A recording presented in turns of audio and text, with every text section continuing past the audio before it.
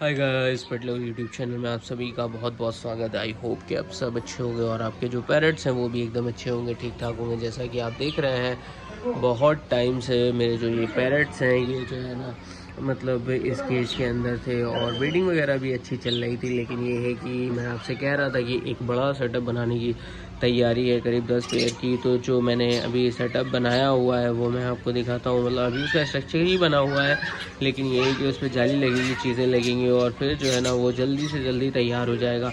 और फिर हम उसके अंदर कुछ अच्छे बर्ड्स ला करके रखेंगे और सही से चीज़ें करेंगे।